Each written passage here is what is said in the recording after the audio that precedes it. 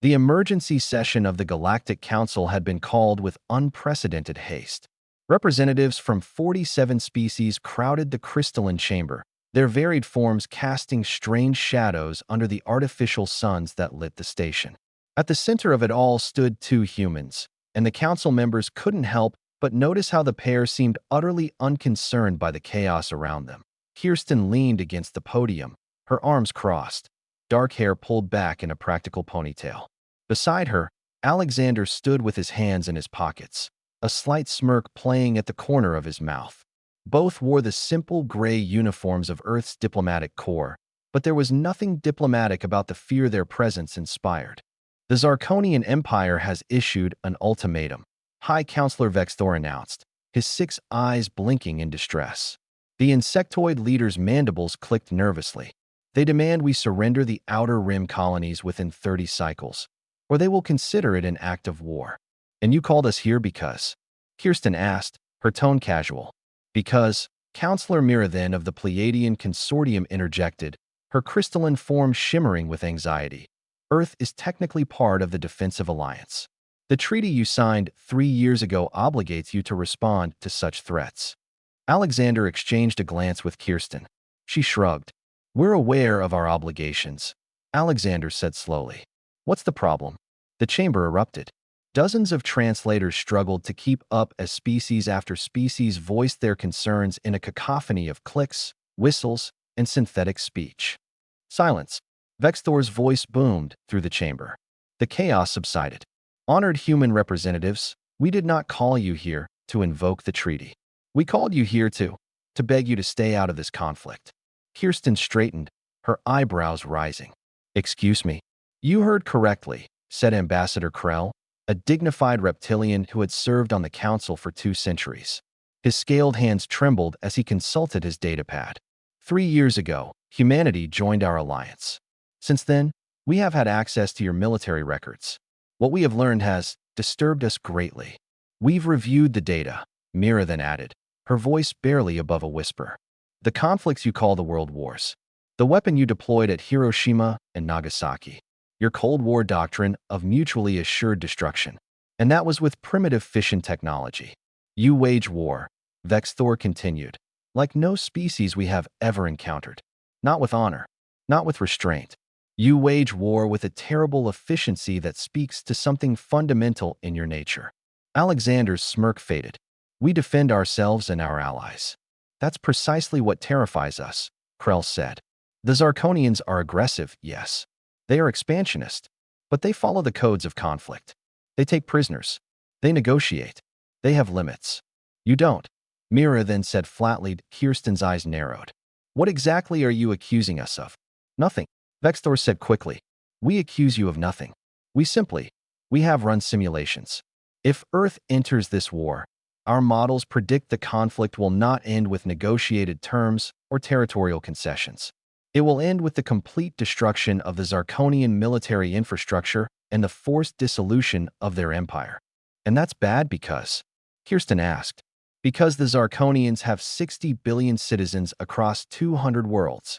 Krell's voice cracked. Your species has a saying, go hard or go home. Our xenopsychologists believe you cannot comprehend half measures in warfare. Once committed, you will not stop until you achieve what you call unconditional surrender. The chamber fell silent. Alexander stepped forward. 3 years ago, you came to Earth, he said quietly. You told us we were not alone. You offered us friendship, technology, a place among the stars. We were thrilled. We thought we'd found something better than our violent history. You did. Mira then insisted. You have. But now you're asking us to stand aside while our allies are threatened, Kirsten interrupted, her voice cold. You want the benefits of human innovation, our medical advances, our engineering solutions. But when it comes to actually standing together, you want us to sit this one out because we're too effective at violence. You don't understand, Vexthor pleaded.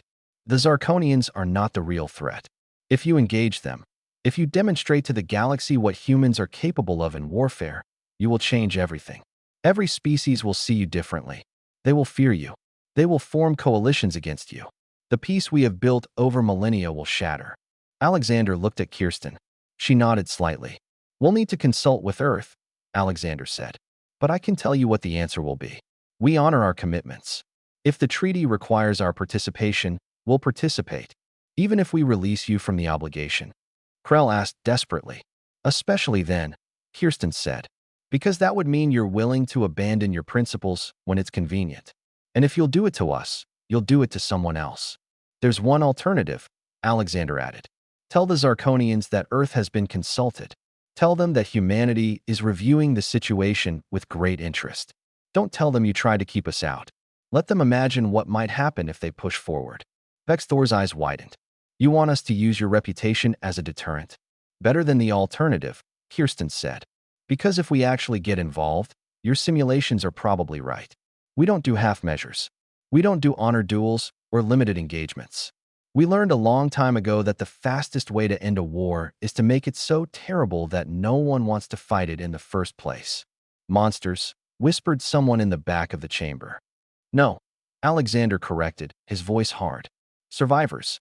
Every species in this chamber evolved in some ecological niche where they were the apex predator or developed intelligence to avoid predation. Humans did both. We climbed to the top of our food chain by being better at violence than everything else on our planet. Then we turned that talent on each other for 10,000 years. You're trying to scare us, Mira then said. No, Kirsten replied. We're trying to save you from having to see what we can really do. Take our offer. Use our reputation. End this before it starts. The council members looked at each other, communicating through gestures, pheromones, and quantum-entangled thought-sharing that humans would never fully understand. Finally, Vexthor spoke. We will present your message to the Zarkonians. Perhaps the threat of human involvement will be sufficient. It will be, Alexander assured him.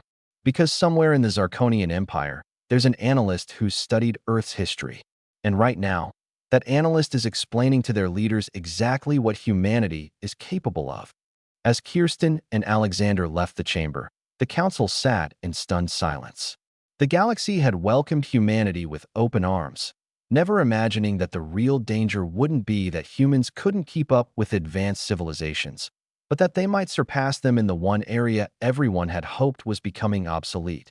The terrible art of war. 6 cycles later, the Zarkonian Empire withdrew its ultimatum without explanation. The peace held, and the galaxy learned that sometimes the most terrifying weapon isn't the one you use, but the one you never have to deploy.